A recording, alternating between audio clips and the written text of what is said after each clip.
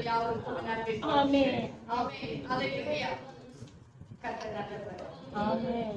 எத்தனை பேர் சொல்ல முடியும் கர்த்தர்? ஆமென் ஹalleluya. ஸ்தோத்திரம். இந்த காலவெளியில கொஞ்ச நேரம் தியானிப்பதற்காக நாம் எடுத்துக்கொள்வோம். மத்தேயு சுவிசேஷம்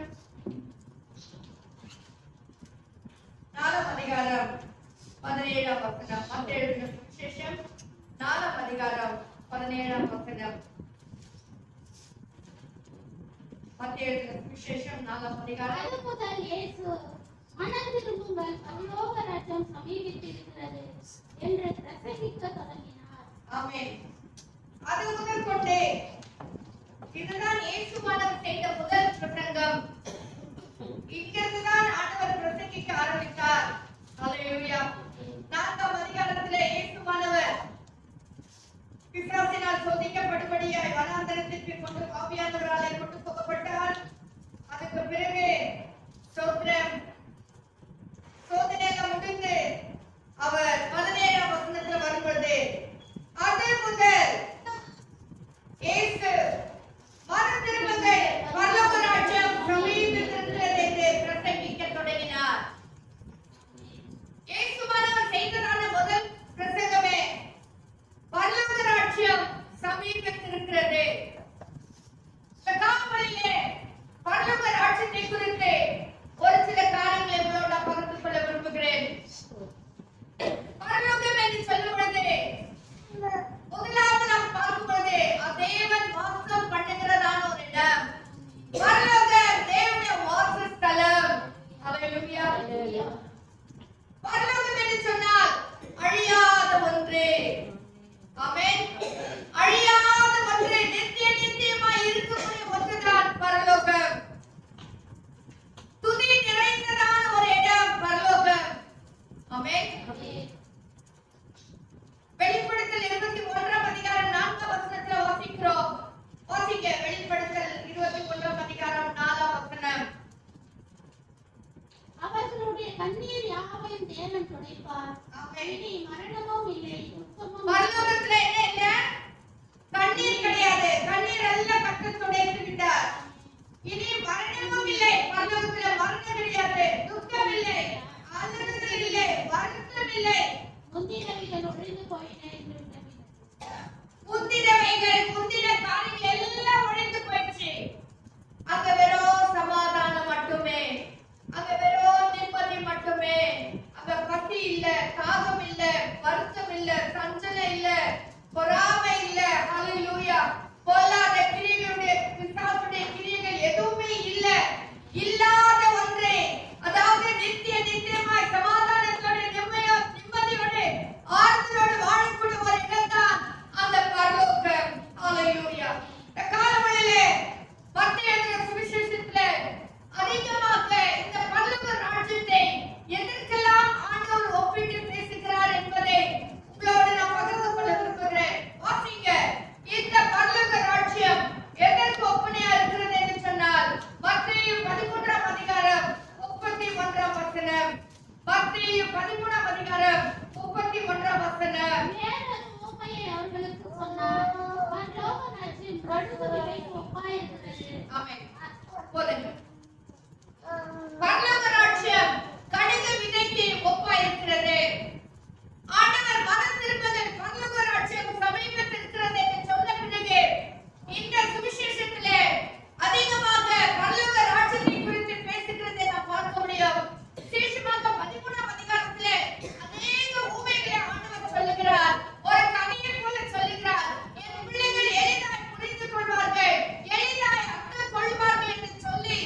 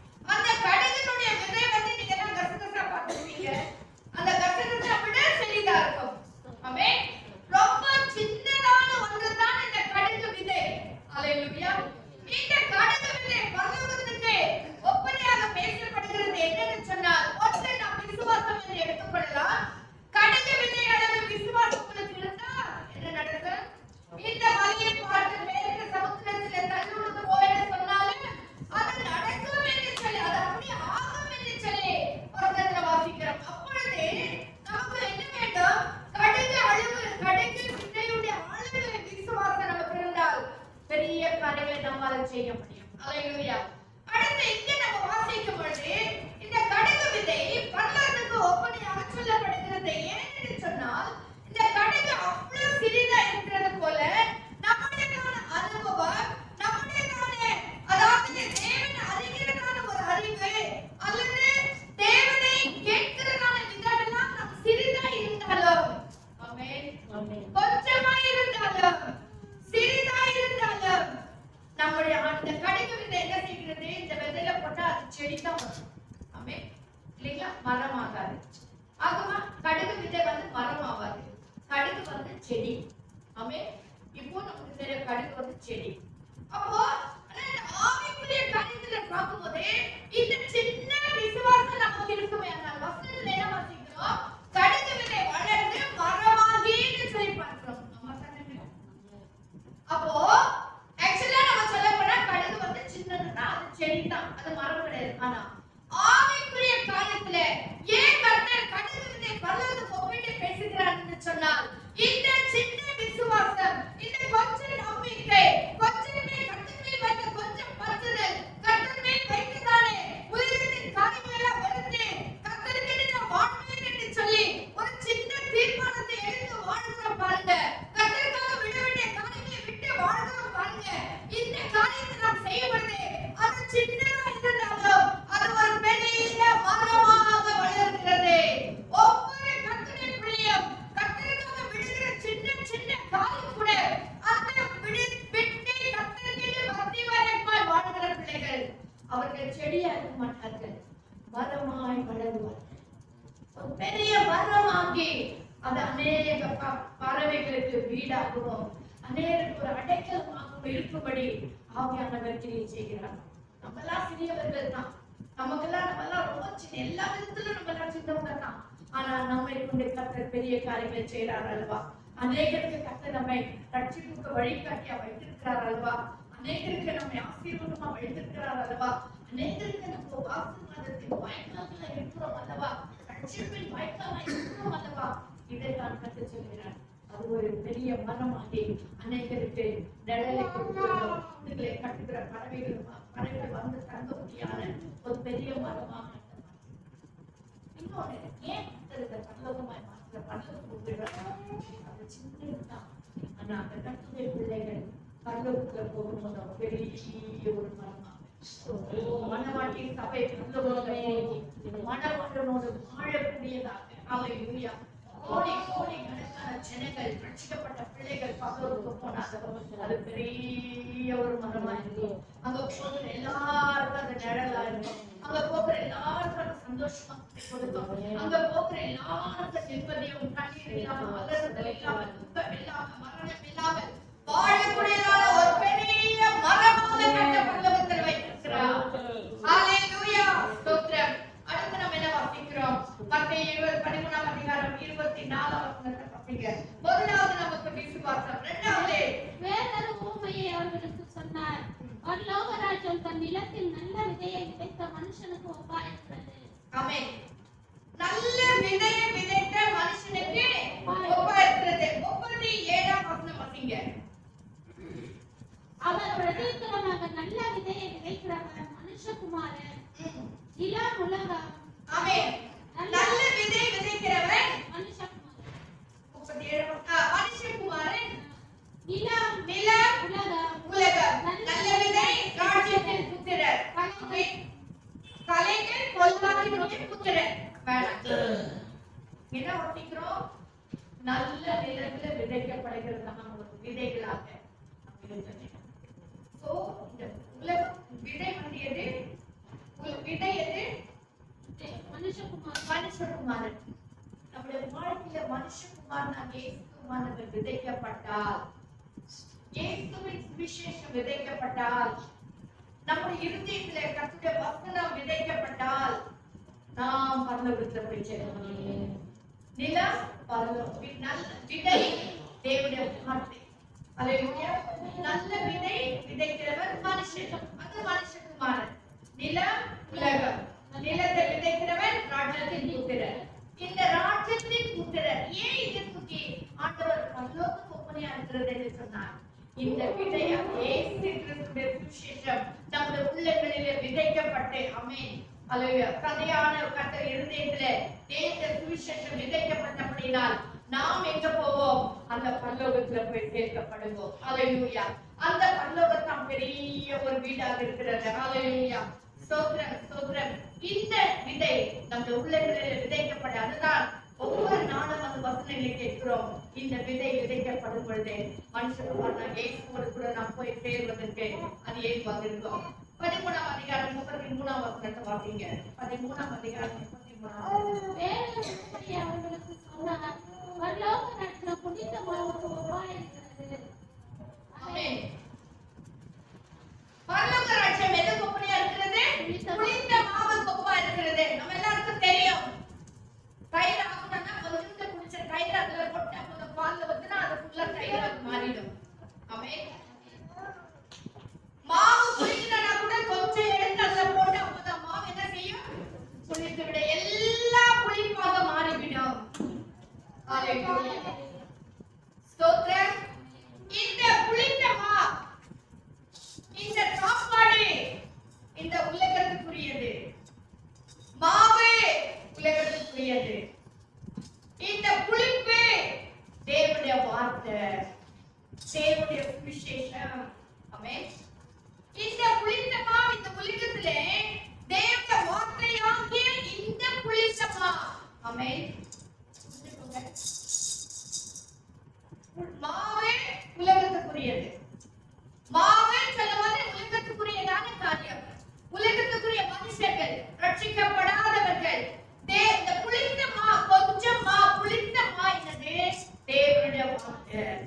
அந்த வார்த்தை நமக்குள்ளே ஊற்றப்படும் போது அந்த வார்த்தை நமக்குள்ளே வரும் பொழுது அந்த கொஞ்சம் புளித்த மாவு நமக்குள்ளே வரும் பொழுது நம்ம முழுக்கமாக புளிச்சு போயிடுறோம். அப்படின்னா அர்த்தம் அசுத்தமாக இருக்கிற நமக்குள்ளே பரிசுத்த மாவாகிய கொஞ்சம் நமக்குள்ளே வரும்போது கொஞ்சம் சத்தியம் நமக்குள்ளே வரும்போது கொஞ்சம் சுவிசேஷம் நமக்குள்ளே வரும்போது நாம் முழுதமாய் மாற்றப்பட்டு பரிசுத்தவான்களாக மாற்றப்படுகிறோம். ஹalleluya.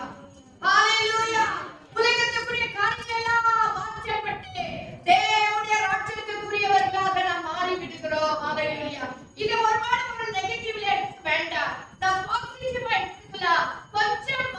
கொஞ்சம் சுவிசேஷம், கொஞ்சம் ஆண்டுடைய அன்பு, கொஞ்சம் தேவனுடைய பிரசன்னம், கொஞ்சம் மகிமை நமக்குள்ள வந்தாலே போதும் நம்ம எல்லாம் முழுதுமாய் மாற்றப்படுகிறோம். கடினமான உள்ளங்கள் மாற்றப்படுகிறது. கரண்டு முரடான பாதைகள் மாற்றப்படுகிறது. தேவனுக்கு விரோதமாய் எதிர்த்து நின்ற அநேக பரிசுத்தமா ஆட்கள் இன்னைக்கு தேவனுக்கு பக்தி பரகமாய் ஊழியத்தை செய்து கொண்டிருக்கிறார்கள். என் ஜீவன் போனாலும் சரி நான் இயேசுக்காக மரிப்பேன் என்று சொல்லி எவ்வளவு ஒரு வைராக்கியமாய் வாழ்ந்து கொண்டிருக்கிறார்கள். ஏன் தெரியுமா? அவங்களுக்குள்ள கொஞ்சம் புளிச்சமா போட்டாரு, கொஞ்சம் சுவிசேஷம் ஊற்றப்பட்டது, கொஞ்சம் தேவனுடைய மகிமை ஊற்றப்பட்டது, கொஞ்சம் தரிசனத்தினாலே எத்தனை பேர் இன்னைக்கு ஊழியக்காரர்களா இருக்கிறாங்க. தேவன் அவளுக்கு வெளிப்பட்டார். அதான் கொஞ்சம் புளிச்சமா. ஹalleluya. ஹalleluya. இந்த புளிச்சமா எப்படின்னா நாம் ரட்சிக்கப்படுகிற வரைக்கும், நாம் பரலோகத்துல போய் சேருகிற வரைக்கும் கர்த்தர் குச்சிக் கொண்டே இருப்பார். நம்மை பரிசுத்தமாக்கி கொண்டே இருப்பார். நம்மை சுத்திகரித்துக் கொண்டே இருப்பார். ஹalleluya. நம்மை திடப்படுத்திக் கொண்டே இருப்பார். உலகத்திலே இருக்கிற அனைவரும் ரட்சிக்கப்படுகிற வரைக்கும் இந்த விசேஷமாக புளிச்சமா விதைக்கப்பட்டுக் கொண்டே இருக்கும். ஹalleluya. அடுத்து வாசிங்க 44ஆம் அதிகாரம் வசனம் 13ஆம் அதிகாரம் 44ஆம் வசனம். அன்றைய பரலோக ராஜ்யம் நிலத்தில் புதைத்திருக்கிற பொக்கிஷத்துக்கு ஒப்பாயிருக்கிறது. அன்றைய பரலோக ராஜ்யம் எதுக்கு ஒப்பனையா இருக்கிறது? நிலத்தில் புதைத்திருக்கிற பொக்கிஷத்துக்கு ஒப்பா இருக்கிறது. ஆமென். நாம் சாதாரணமானவர்கள் அல்ல. நாம் எல்லாரும் தேவனுடைய பாடலான்னு சொல்றார். நீங்கள் என்னுடைய சொத்தா இருக்கிறீர்கள் என்று சொல்றாரு இல்லைங்களா? ஆமென். நீங்க என்னுடைய சம்பத்தா இருக்கிறீங்கன்னு சொல்றாரு யாத்திராகமத்துல. அப்போ தேவனுடைய பிள்ளைகளா இருக்கிற நாம் தான் தேவனுடைய சொத்து, தேவனுடைய ட்ரெஷர். ஹalleluya. அப்போ கர்த்தர் என்ன பண்றாரு? நம்மை பார்க்கிறார். என்ன வாசித்தோம்? பரலோக ராஜ்யம் நிலத்தில் புதைத்திருக்கிற பொக்கிஷம். இந்த நிலமாகிய உலகத்திலே புதைத்திருக்கிற நம்மை கர்த்தர் தேடி வருகிறார். நாம் ஒவ்வொருவரையும் கண்ணோக்கி பார்க்கிறார்.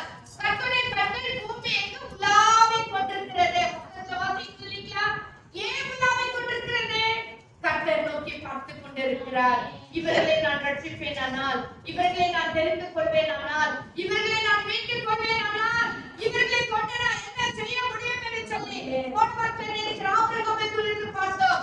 ஆபிரகாமை நான் ரட்சிப்பேனானால் இவன் எப்படி வருவான் என்று சொல்லி கர்த்தர் நன்றாய் அறிந்திருந்தார். ஹalleluya, ஹalleluya. இந்த treasure, இந்த பொக்கிஷத்தை கர்த்தர் என்ன செய்கிறார்?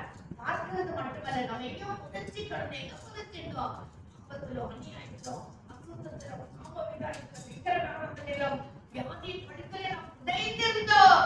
ஆனா எஜமானாக இயேசு கிறிஸ்து என்ன செய்தார்? தேடி வந்தார். அடுத்த வசனம் பார்த்தீங்க, 34 வசனம். அங்கே மனோகராஜன் நிலத்தில் புதைத்திருக்கிற பொக்கிஷத்துக்கு ஒப்பாயிருக்கிறது. அதை ஒரு மனுஷன் கண்டு மறைத்து அதை பற்றிய சந்தோஷத்தினாலே போய் தனக்கு உண்டான எல்லாவற்றையும் விற்று அதை நிலத்தை கொள்ளுகிறார். மேலும்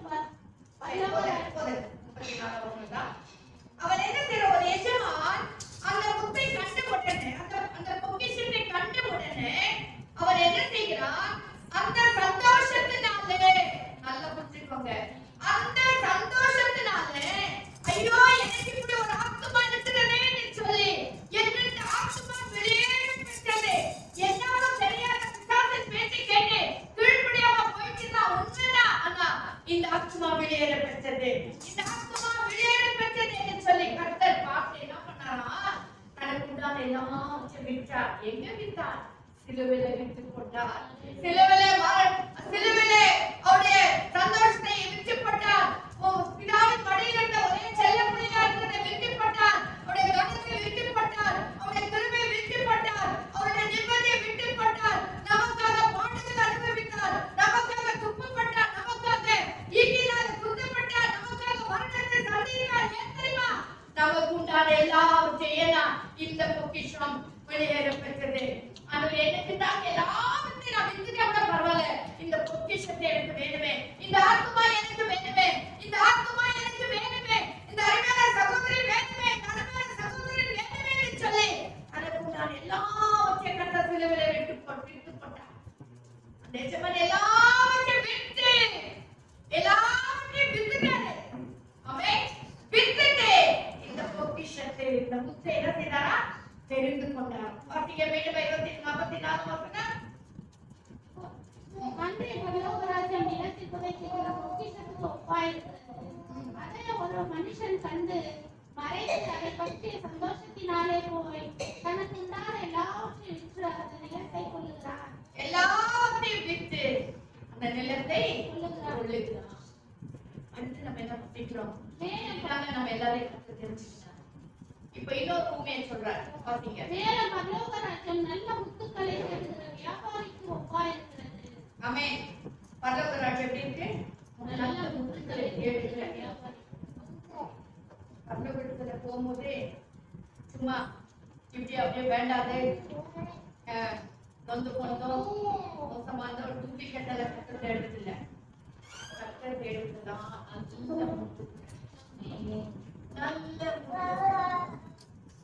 நல்ல முத்துக்களை தேடுகிற வியாபாரிக்கு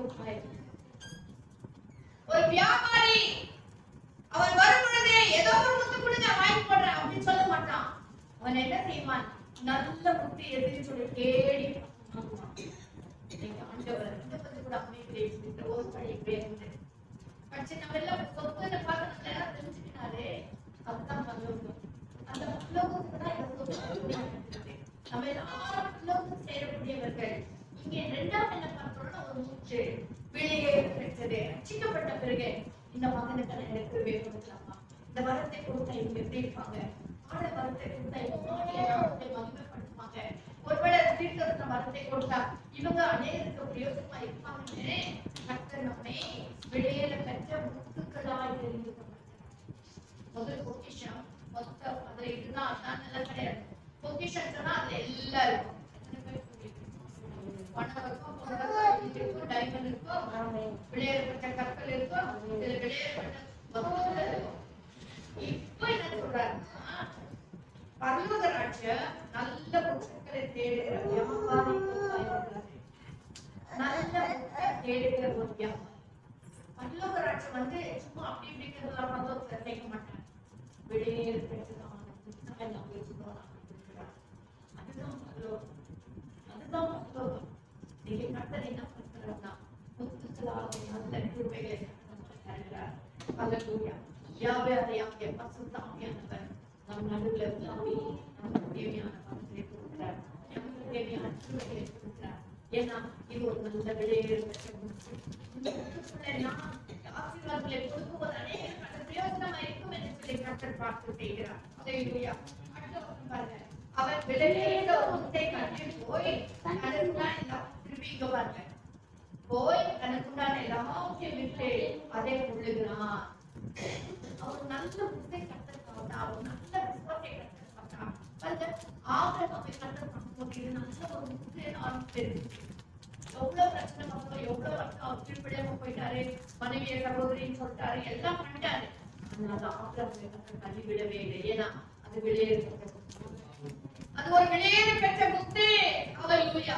மோசே குறித்து நாம் பார்க்கும்போது எத்தனையோ நேரத்துல ஆண்டு கீழ்ப்படியாம போனார். ஆண்டவர் அடிக்க சொன்னா, அவர் பேச சொன்னா அடிச்சிட்டாரு. ஆமென். என்று ரொம்ப தைரியமா பேசினார், என்னவோ பண்ணார் மோசே கூட. ஆனாலும் அந்த முத்தை விடவே இல்லைனா இது வெளியேற பெற்ற முத்து. யோசேப்பை குறித்து கூட அவர் விடவே இல்லை. ஏன்னா அது வெளியேற பெற்ற முத்து. என்னுடைய ஜனங்களை மீட்க முடியாது, என்னுடைய சொந்தத்தை அப்படி ஆசீர்வதிக்க முடியாது. இந்த முத்தை நான் பயன்படுத்த போறேன். கர்த்தர் குறித்து வெளியிட்டார். அப்படி கர்த்தருடைய பிள்ளையே ஒவ்வொருவரே நீங்கள் வெளியேற இந்த முத்து தான் பரலோகத்தில் பெற்றது. அதான் சொல்றாரு, வெளியேற பெற்ற முத்துக்கு பரலோகம் இருக்கிறது. சும்மா சாதாரணமானதெல்லாம் பரலோகத்துல போக முடியாது. வெளியேற பெற்ற முத்துக்கு அப்படி நாமே கொண்டு போக முடியாது. நான் அந்த பரலோகத்தை உண்டு பண்ணியிருக்கிறார். ஹல்லேலூயா. அடுத்து நம்ம என்ன வாசிக்கிறோம்? வாசிங்க. அன்றைய பரலோக ராஜ்யம் சரி, வாசிங்க வாசிங்க வாசிங்க. அன்றைய பரலோக ராஜ்யம் கடலிலே போடப்பட்டு சகல விதமான மீன்களையும் சேர்த்து வாரிக்கொள்ளும் வலைக்கு ஒப்பாயிருக்கிறது. ஆமென். கடைசியில் இந்த பரலோக ராஜ்யம் எதுக்கு ஒப்பனையா இருக்குன்னா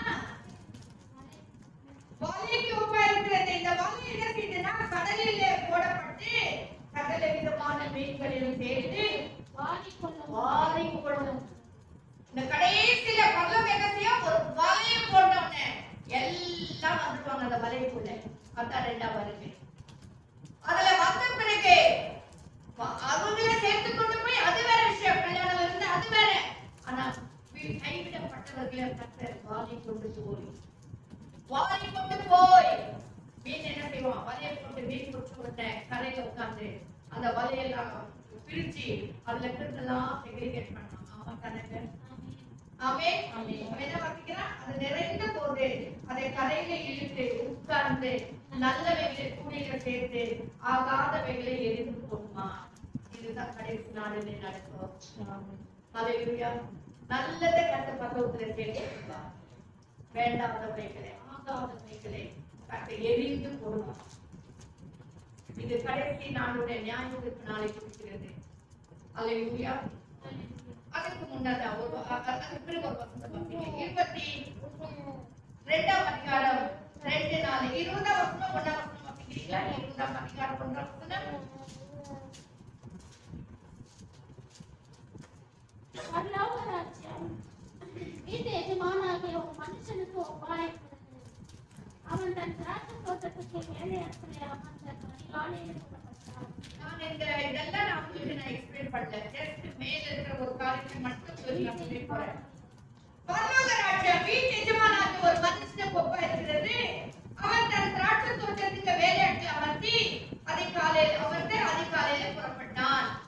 இங்க நம்ம என்ன வாசிக்கிறோம்னா பரலோக ராஜ்யம் ஒரு வீட்டு எஜமானுக்கு ஒப்பனையா இருக்கிறது. அந்த வீட்டு எஜமான் என்ன செய்கிறான்?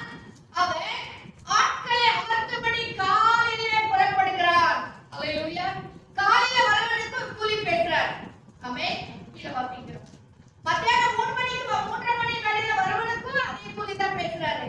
திருப்பி 6 மணி நேரத்துல வரவனுக்கு அதே கூலி தான் பேசுறார். இதுல இருந்து நம்ம என்ன பார்க்கிறோம்? தேவன் பட்சபாதம் உள்ளவர் அல்ல. ஆமென். நீ எந்த நேரத்துல வந்தாலும் சரி உனக்கு ஏற்ற தகுதியான சம்பளத்தை நான் கொடுக்கிறேன். ஆமென். நான் நீ 10 வருஷத்துக்கு முன்ன ரட்சிக்கப்பட்டிருந்தாலும் சரி, இல்ல நீ இப்போ ரீசன்ட்டா 1 வருஷத்துக்கு முன்ன ரட்சிக்கப்பட்டிருந்தாலும் சரி, உனக்கு ஏற்ற பலனை கொடுக்க கர்த்தர் ஆசீர்வாதமாக காத்து கொண்டிருக்கிறார். கர்த்தர் அதெல்லாம் பார்க்கிறது இல்ல. நீ ரட்சிக்கப்பட்டியா, நீ வேலைக்கு வந்தியா, அதுதான் போதும். எஜமான் அதான் சொல்றான், நீ வேலைக்கு வந்தியா போதும், அவனுக்கு பேசின கூலி அவனுக்கு கொடுப்பேன், உனக்கு பேசின கூலி உனக்கு கொடுப்பேன், 6 மணி நேரத்துல வந்து பேசின அவனுக்கு அவன் கேட்க கூலியை நான் கொடுப்பேன். ஆனா பட்சபாதம் இல்லாத ஒரு காரியத்தை கர்த்தர் பார்க்கிறார். அதாவது வீட்டு எஜமான் பரலோக ராஜ்யம் எப்படிப்பட்டது? பட்சபாதம் இல்லாத ஒரு காரியம். நீ எந்த நேரத்துல வந்தாலும் சரி உனக்கு ஏற்ற பலனை கர்த்தர் கொடுக்க காத்து கொண்டிருக்கிறார். நீ எந்த அளவுக்கு உன் ஆவிக்குரிய ஜீவியத்தை காத்துக் கொள்கிறாயோ அந்த அளவுக்கு பிரதிபலன் கிடைக்கும். எந்த அளவுக்கு நீ கர்த்தரோடு உறவாட நீ காத்திருக்கிறாயோ, எந்த அளவுக்கு ஆவிக்குரிய ஜீவியத்தை நீ மெயின்டைன் பண்ணுகிறாயோ அதுக்கு ஏற்ற பிரதிபலனை கர்த்தர் கொடுப்பார். ரட்சிக்கப்பட்ட ஒருவன் முன்னால இருக்கலாம், உனக்கு முன்னால ரட்சிக்கப்பட்ட ஒருவன் பின்வாங்கி போயிருக்கலாம், அவங்களுக்கு பின்னால ரட்சிக்கப்பட்ட நீ இன்னைக்கு நீ ஆசீர்வாதமா இருக்கிறாய். அதெல்லாம் பொருட்டே கிடையாது. தேவன் நான் உன்னை வந்தேன், எனக்கே கிடைக்கல, இப்போ வந்து நீ கிடைச்சது, அது நீ கேட்கவே முடியாது. முந்தி வந்தவ ஆசீர்வாதம் பெற்றுக்கொண்டால் அவன் கேட்க கூலி நான் அவனுக்கு தருவேன். அவன் எனக்கு பக்தி வைரகமாய் வாழ்ந்து கொண்டிருக்கிறான். நீ பின்னால நேற்று வந்தவன் சரி, நீயும் வாழ்ந்தால் உனக்கு ஏற்ற பலனை கர்த்தர் கொடுப்பார். பட்சபாதம் இல்லாத ஒரு தேவன் தான் நம்முடைய தேவன். ஹல்லேலூயா. 16 வசனத்தை வாசிங்க.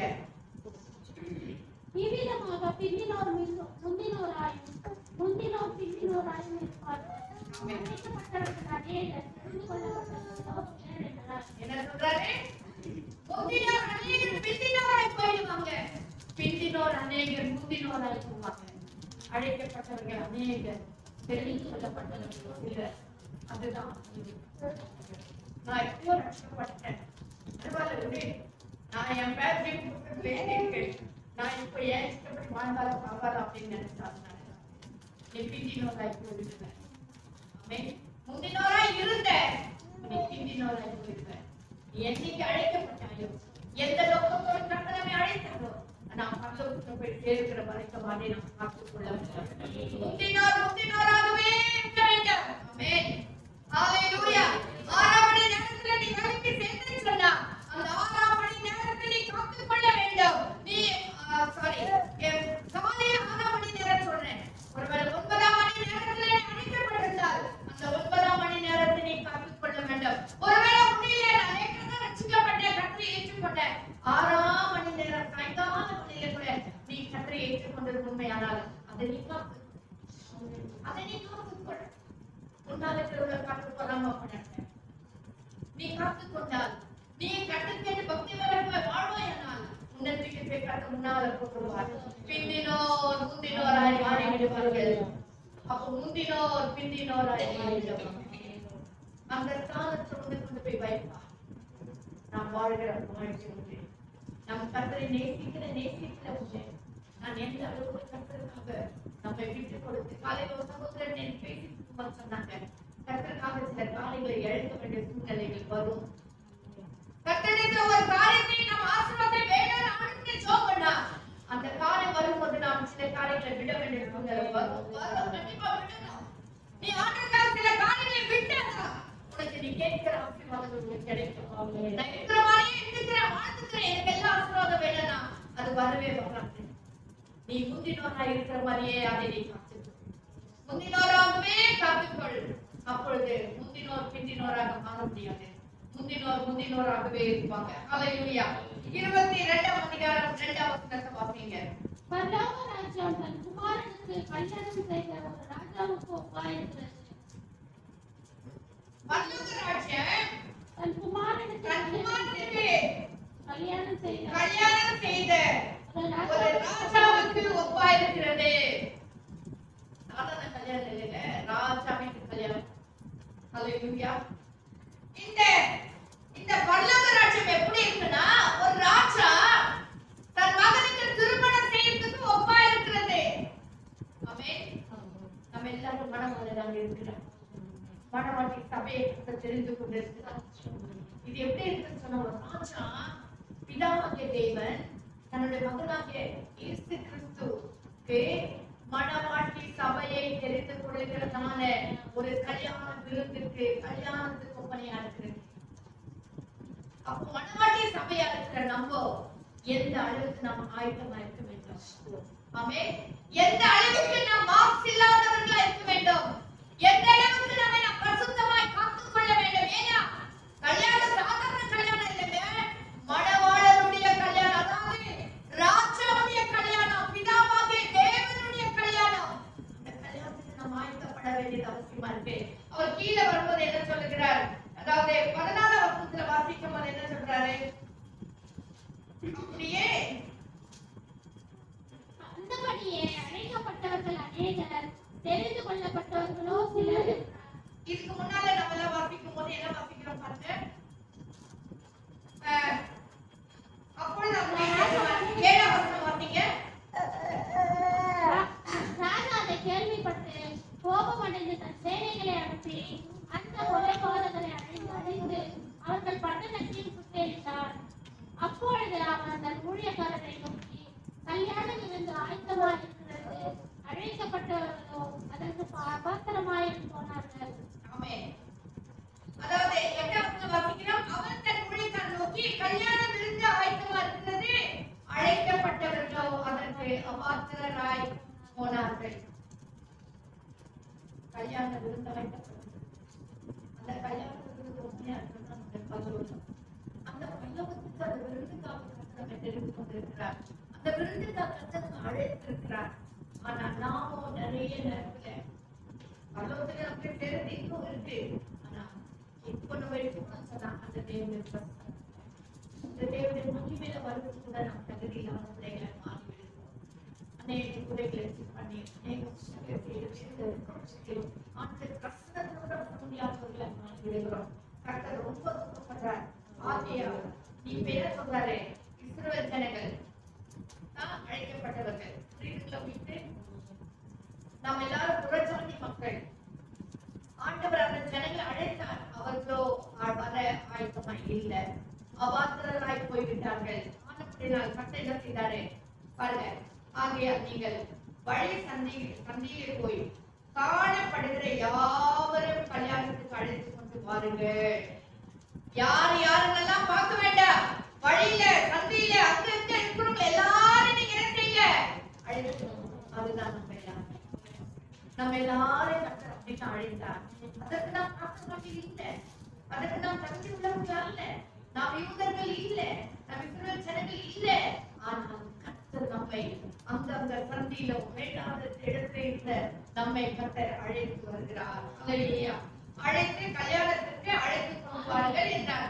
அந்த ஊழியக்காரர் புறப்பட்டு வழியிலே போய் தாங்கள் கண்ட நல்லோர் பொல்லோர் யாவரையும் கூட்டிக் கொண்டு வந்தார்கள். அப்படின்னாக நம்மளை அழைச்சு வந்திருக்காரு. ஆவியானவர் வந்து நல்லோர் பொல்லோர் எல்லாரையும் கர்த்தர் என்ன செய்தாரு, சபையில கூட்டிட்டு வந்தாரு.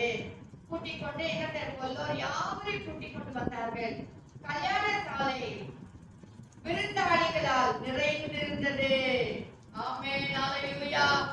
பரலோகம் எப்படி நிறைந்திருக்கும் போது, கல்யாண ஆட்களால் நிறைந்திருக்கிற போது, அதுதான் 2ஆம் வருகையில எடுத்துக்கொள்ளப்படுகிறதான இந்த சபை போய் பரலோகத்திலே நிரப்பப்படும். அல்லேலூயா. புரியுதுங்களா? நிரப்பப்பட்டிருக்கு. அப்புறம் என்ன பார்க்கிறாருன்னா, நிறைந்தது. விருந்தாளிகளை பார்க்கும்படி ராஜா உள்ளே பிரவேசித்த போது எல்லாரும் உள்ள வந்துட்டாங்க. கல்யாணம் வீடு நிறைஞ்சிருக்கு, ரொம்ப சந்தோஷம். ஆனா திடீர்னு என்னாச்சு, எஜமான் உள்ள வந்து விருந்தாளிகளை பார்க்கும்படி ராஜா உள்ளே பிரவேசித்த போது கல்யாண வஸ்திரம் தரித்தில்லாத ஒரு மனுஷனை அங்கே கண்டு, எப்படியாவது நான் போயிடுவேன், எப்படியாவது நான் எடுத்துக்கொள்ளப்படுவேன், நடக்கவே நடக்காது. எப்படியாவது நான் போயிடலன்னா அது முடியவே முடியாது. இப்படி நான் ஒண்ணு இருக்கு, இப்படிதான் இவங்க தான் கல்யாண விருந்துக்குள்ள போக முடியும். எங்க வஸ்திரம் இல்லைன்னா கூட பரவாயில்ல, ரட்சிப்பின் வஸ்திரம் இல்லைன்னா கூட பரவாயில்ல, கல்யாண வஸ்திரம் இல்லைன்னா கூட பரவாயில்ல, நான் போயிடுவேன்னு சொன்னா அது முடியவே முடியாது. கர்த்தருக்குள்ளே எங்க அம்மா எனக்கா செபிக்கிறாங்க, எங்க அப்பா எனக்கா செபிக்கிறாங்க, நான் போயிடுவேன் பரலோகத்துக்கு, முடியவே முடியாது. உன்னை கர்த்தர் நியாயத்திலே கொண்டு வருவார். அல்லேலூயா. அவர் என்ன சொல்லுகிறார், அங்க போய் பார்த்தா எல்லாரும் பார்க்கிறாரு, ஆனா ஒருத்தர் மட்டும் கல்யாண வஸ்திரமே இல்ல. அப்பொழுது ராஜா பணிவிடைக்காரரை நோக்கி,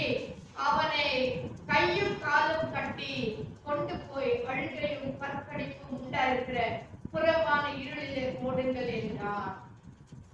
அந்தபடியே அழைக்கப்பட்டவர்கள் அநேகர், தெரிந்து கொள்ளப்பட்டவர்கள் சிலர். அழைக்கப்பட்டவர்கள் அநேகர், எல்லாருக்கும் தான் பிரசங்கிக்கப்படுகிறது.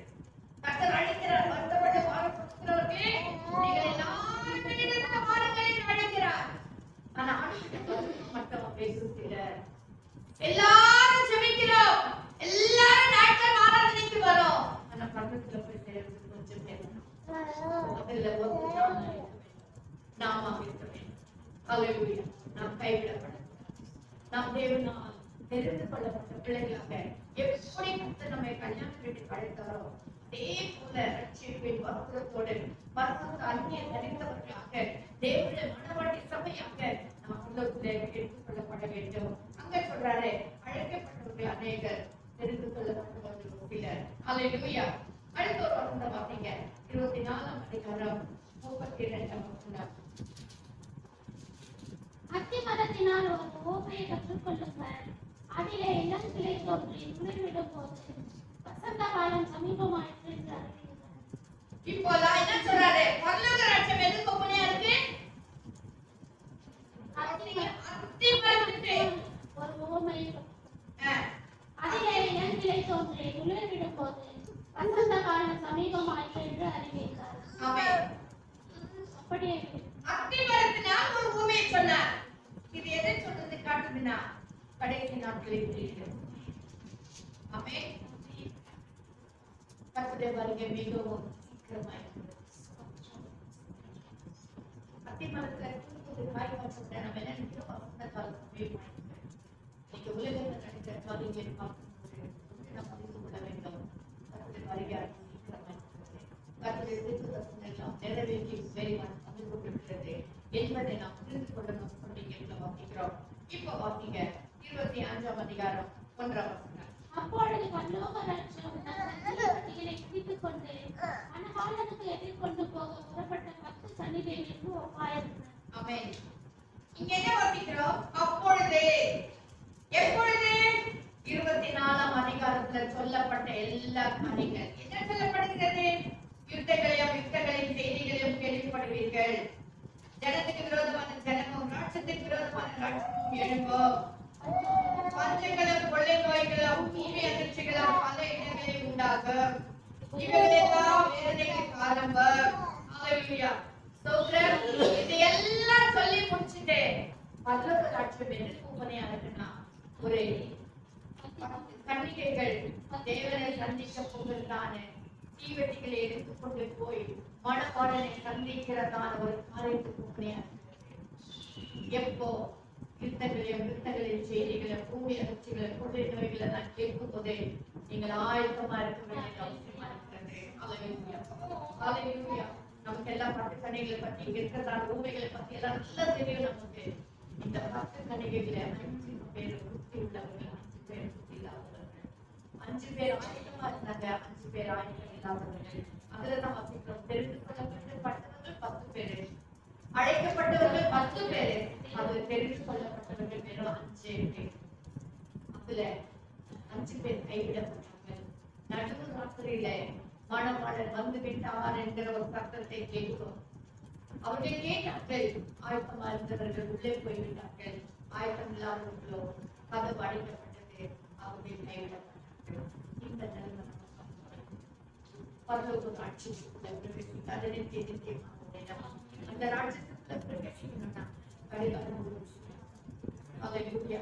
பரலோகம் ஆனா அதை நாம் ஏற்றுக்கொண்டால் அங்கீகரித்துக்கொண்டு அதிலே நாம் உலாவும்போது அநேகருக்கு ஆசீர்வாதமாக வைத்திருக்கிறார். பரலோக ராஜ்யத்தை குறித்து அநேக கதைகள் பார்த்தோம். கடைசியில என்ன பார்த்தோம்னா தேவனுடைய ராஜ்யத்தை குறித்து நாம் கேரளம் எல்லாத்தையும் இந்த ராஜ்யம், இந்த பரலோக ராஜ்யம் இவ்வளவு நேரம் பார்த்ததெல்லாம் பரலோக ராஜ்யம். பரலோகம் கடைசியில் ஒரு வசனம் வாசிக்க மத்தேயு 6ஆம் அதிகாரம் 9ஆம் வசனத்தை வாசிக்க என்ன சொல்றாருன்னா, அதாவது ஜெபத்தை குறித்து நீங்கள் ஜெபம் பண்ண வேண்டிய விதமாவது, பரமண்டலங்களில் இருக்கிற எங்கள் பிதாவே, உம்முடைய நாமம் பரிசுத்தப்படுவதாக, உம்முடைய ராஜ்யம் வருவதாக, உம்முடைய ராஜ்யம் வருவதாக, உம்முடைய சித்தம் பரலோகத்தில்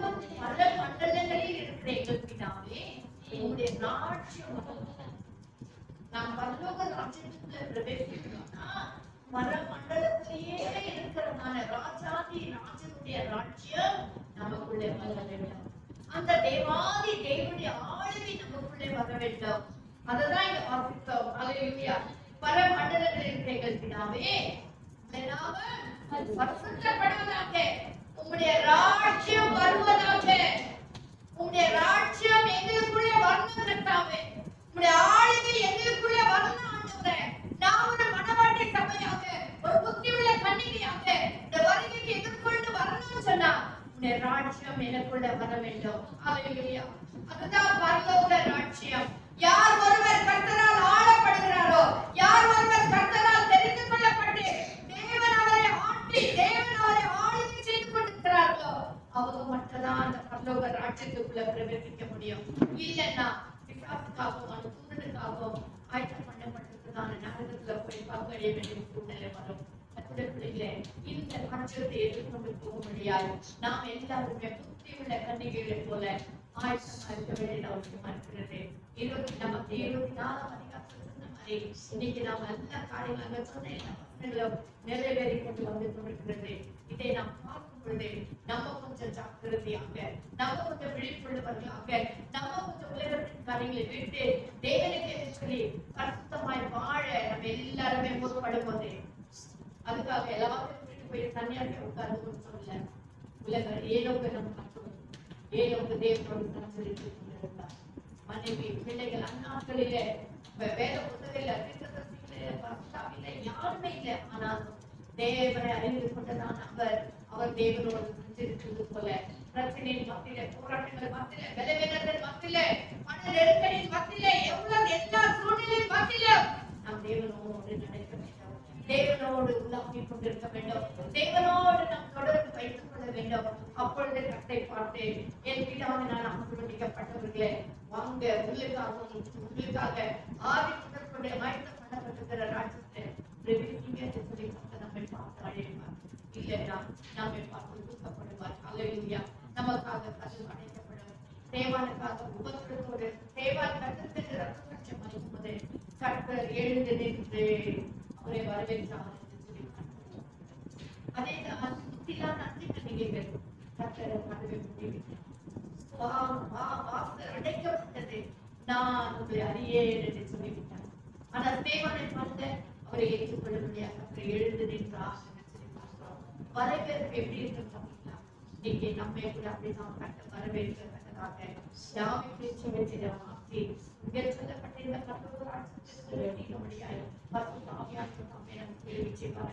அவர் நம்மை ஆயத்தப்படுத்துவாராக. அல்லேலூயா. இந்த ராஜ்யத்துல பிரவேசிக்கிறோம்னா முதலாவது நாம் மனம் திரும்ப வேண்டும். 4ஆம் அதிகாரம் 17ஆம் வாசிக்கிறோம். மனம் திரும்புங்கள், பரலோக ராஜ்யம் சமீபத்திருக்கிறது. இருக்கு. ஆனா அப்பவே ஆண்டவர் பரலோக ராஜ்யம் சமீபத்திருக்கிறது பிரசங்கிக்க ஆரம்பித்தார். அப்படியாதான் இப்ப அது ரொம்ப நெருக்கமாக, ரொம்ப தீவிரமாக, ரொம்ப வந்துருக்குது. அப்ப வெகு சீக்கிரத்துல நம்ம எடுத்துக்கொள்ளப்பட போகிறோம். அப்படின்னா நாம் சாப்பிடுறது உள்ளவர்களாக முதலாவது மனம் திரும்பி, ஜாதியை திரும்பி இல்ல, பேரை மாத்திக்கோன்னு இல்ல, உடைய ட்ரெஸ்ஸிங் சென்ஸை மாத்திக்கோன்னு இல்ல, மனம் திரும்ப வேண்டும். நம்முடைய மனதை நாம் மாற்றிக்கொள்ள வேண்டும். அல்லேலூயா. இதுதாங்க கிறிஸ்தவர்களுக்கும் மற்றவர்களுக்கு இருக்கிற ஒரு வித்தியாசம். மற்றவர்கள் பேரை மாத்திக்கணும், ஜாதியை மாத்திக்கணும், அல்லது உடைய மாத்திக்கணும், கல்ச்சரை மாத்திக்கணும், சாப்பாட்டை மாத்திக்கணும், அதெல்லாம் இங்கே தெரியும். கற்று சொல்றோம். மனம் நம்முடைய இருதயமே திருப்பிள்ளதா மக்கா கேடுள்ளது மாறுகின்றார். அதுதான் ஃபர்ஸ்ட் மாறும். அதுதான் ஃபர்ஸ்ட் மாற்றப்பட வேண்டும். அது மாறும் பொழுது கட்டணமை ஆட்கொள்வார். அல்லேலூயா. இந்த மனவாளனை சந்திக்க நம்ம எல்லாரும் கர்த்தர் ஆயத்தப்படுத்த முடியாது. நம்ம எல்லாரும் கண்டிப்பா அவருடைய ராஜ்யம் நமக்குள்ள வர வேண்டும். அவருடைய ராஜ்யம் நமக்குள்ளே வர வேண்டும். அவருடைய ஆளுகை நமக்குள்ளே வர வேண்டும். அவர் நம்மை ஆளுபடியாய் நாம் விட்டுக் கொடுக்க வேண்டும். அவர் நம்ம அதாவது டேக் ஓவர் பண்ணும்படியாய் நாம் விட்டுக் கொடுக்க வேண்டும். ஆவியானவரே, நான் இல்ல சுவாமி, நீங்க என் உள்ளத்துல வந்து முந்தினோராய் எங்களை அழைத்தீங்க. இன்னும் உலகத்துல எவ்வளவு பேர் ரட்சிக்கப்படாமல் இருக்காங்க. ஆனா எங்களை ரட்சித்தீங்க. முந்தினோராய் இருக்கணும் ஆண்டவரே, நாங்க பிந்தினோரா போய்விடக்கூடாது. எப்பவுமே முந்தினோராவே இருக்க, எப்பொழுதுமே ஆவிக்குரிய வரங்களை பெற்றவர்களாக, அதை பிரயோஜனப்படுத்துகிறவர்களாக, ஒரு வீட்டை ஜவான் எவ்விதமாக தூரதேசத்துக்கு போகும்போது ஒருத்தரிடத்துல 1 தாள், ஒருத்தரிடத்துல 2 தாள், ஒருத்தரிடத்துல 5 தாள் கொடுத்து போனாலும் அதே போல நம்மளுக்கு நம்ம என்ன செய்யணும்? முந்தினோராய் வந்துட்டோம், நல்லதுதான், சந்தோஷம். கர்த்தர் கிருபைகளை கொடுத்திருக்கிறாரே. உன்னை மீட்க முடியாது. நீ ஒரு நல்ல முக்தியை கண்டு தனக்கு முன்னாடி எல்லாவற்றையும் சிலுவையில் விட்டு போட்டுட்டார். ஒன்னெல்லாம் எடுக்கிறத விடுத்தவராக அவர் எடுத்துக்கொள்ளப்பட்டார்.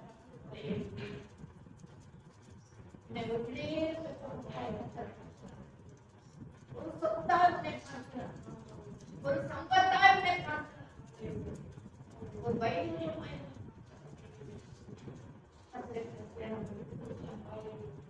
இந்த உபவாச நாளிலே தேவ சமூகத்தை நம்ம விட்டு கொடுக்கலாம். ஆவியானவரே, என்னை ஒரு புத்தா பார்த்து ஆண்டவரே, அப்பா வேலி அருகிலும் சந்திகளில் உட்கார்ந்திருந்த பாவத்திலும் அக்கிரமத்திலும் அநியாயத்திலும் ஜீவித்துக் கொண்டிருந்த எங்களை கல்யாணம் வாங்கன்னு அழைத்தீங்க. ஆண்டவரே, நன்றி அப்பா. சொல்லலாமா அப்பா, எங்களை அழைத்தீங்களே, எங்களுக்காக 1000 வருஷம் அந்த கல்யாணம் நடக்கும் போது அப்பா எங்களை அழைச்சிங்க.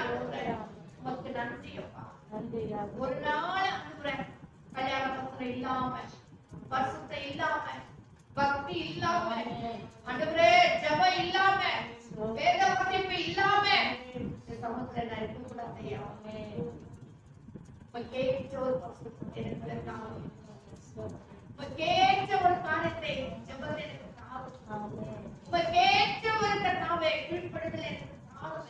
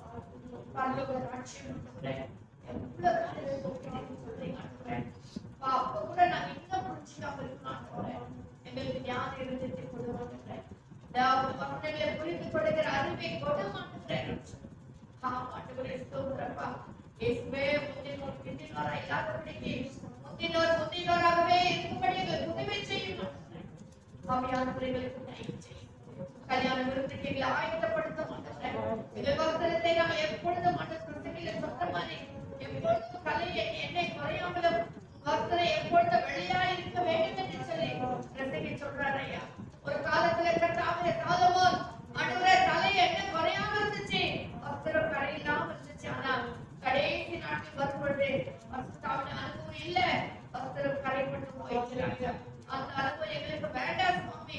ஆண்டவரே